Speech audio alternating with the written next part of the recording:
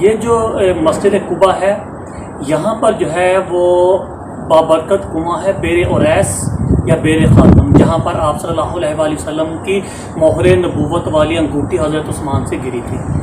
اور ابھی جو میں آپ کو زیارت کروانے والا ہوں یہ وہ دو گھر ہیں صحابہ کرام کے، حضرت کلثوم بن حدم اور حضرت سعد بن خیثمہ۔ حضرت سعد بن خیثمہ جو تھے یہ دونوں باپ بیٹا بدر اور احد میں شہید ہوئے تھے۔ تو یہاں پر حضرت سعد بن خیثمہ اور حضرت کلثوم بن حدم کا گھر تھا، جہاں پر آپ صلی اللہ علیہ وآلہ وسلم قباء کی تعمیر ہونے تک ان کے گھر میں جو ہے وہ آپ صلی اللہ علیہ وسلم ٹھہرے رہے۔ حضرت ابو ایوب انصاری کا جو گھر ہے وہ یہاں قباء مدینہ جانے کے بعد آپ وہاں پر جو ہے وہ ٹھہرے تھے۔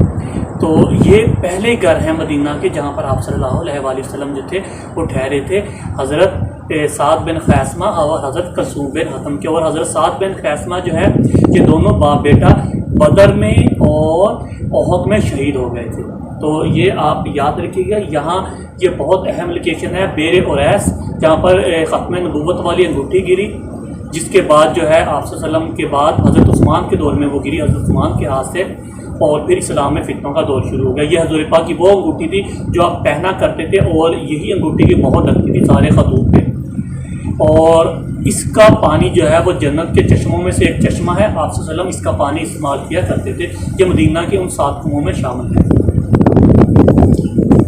آپ صلی اللہ علیہ وسلم یہ 7 کنویں مدینہ کے جنت کے چشموں میں سے ایک چشمہ، یہ مدینہ کے 7 کنویں ہیں، اور اس کا ایک نام بیر خاتم یا بیر اوریس اس کو کہا جاتا ہے۔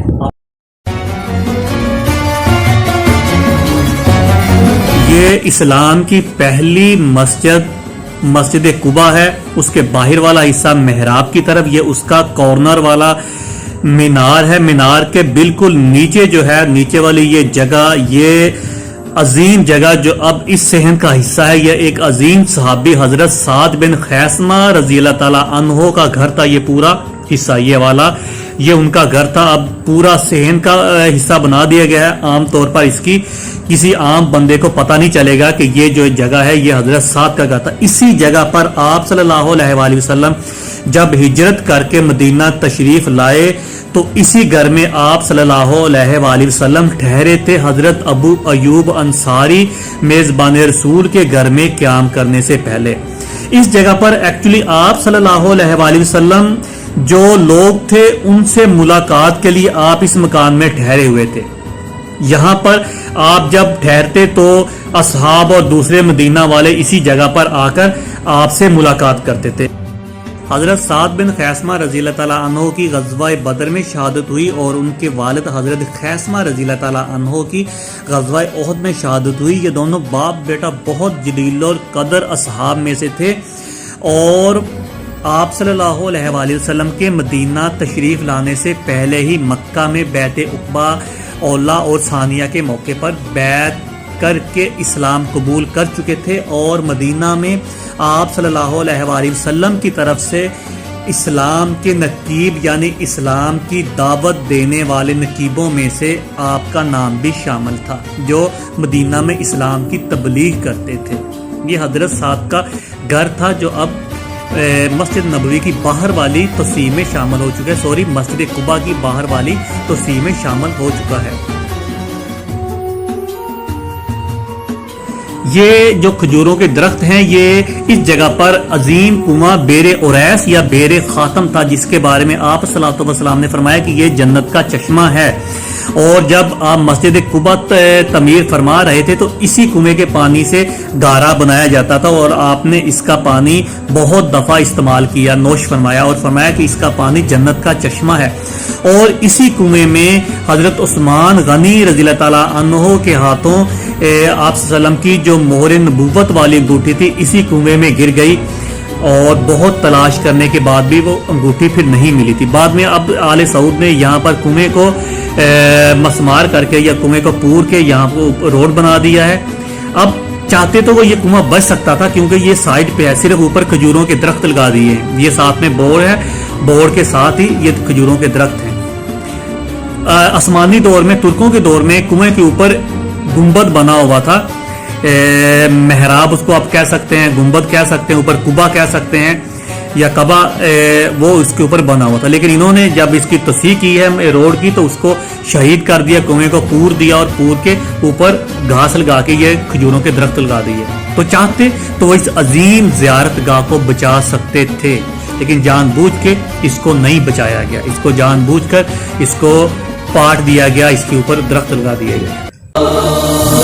محمد احمد محمود حبیب فتاح فاتح ماعن قریب رسول سراج منیر کریم شفیع مطیع رؤوف رحیم سلام علیک شفیع الامم سلام علیک شفیع الکرام.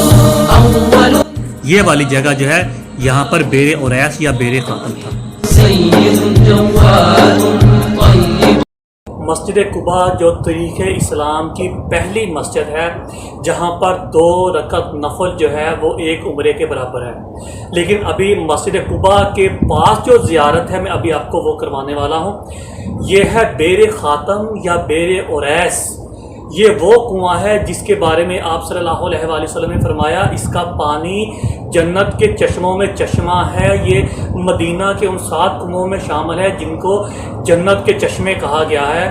اور یہاں پر وہ گھر آپ کو دکھاؤں گا جہاں پر آپ صلی اللہ علیہ وآلہ وسلم نے مدینہ آنے کے بعد سب سے پہلے جو ہے آپ نے آرام فرمایا تھا. حضرت ابو ایوب انصاری کے گھر سے بھی پہلے یہاں پر آپ رکے تھے.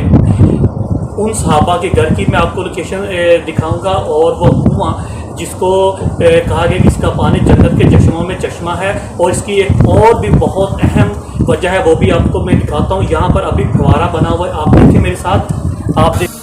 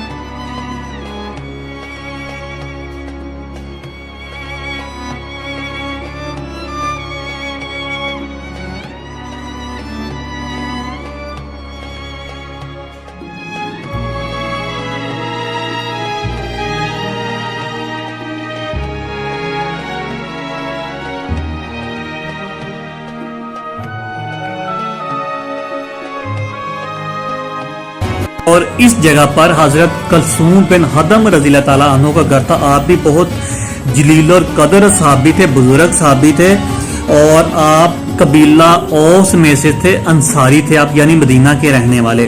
اور سب سے پہلے میزبان رسول آپ ہی ہیں. اسی گھر میں آپ صلی اللہ علیہ وآلہ وسلم نے قیام فرمایا تھا، اور حضرت سعد بن خیثمہ کے گھر میں آپ وفود سے لوگوں سے ملاقات کے لیے اس گھر میں بیٹھتے تھے، لیکن آپ آرام اسی گھر میں آپ فرماتے تھے حضرت کلثوم بن حدم کے.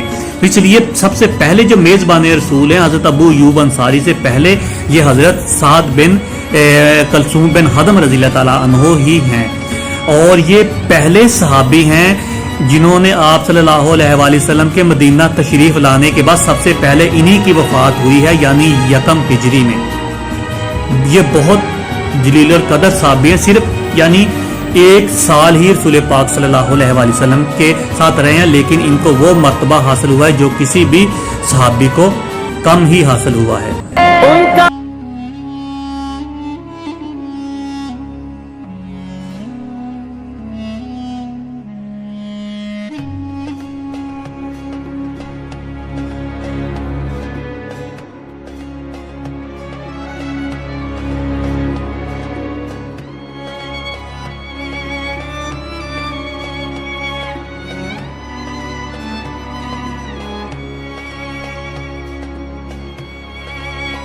اور مسجد قباء میں یہ جو سینٹر میں حصہ ہے جو جس کے اوپر چھت نہیں ہے، یہ اصل مسجد قباء ہے جو آپ صلی اللہ علیہ وآلہ وسلم کے دور میں بنائی گئی تھی۔ باقی جتنی بھی ہے وہ ساری توسیع ہے جو بعد میں مختلف ادوار میں ہوتی رہی ہے۔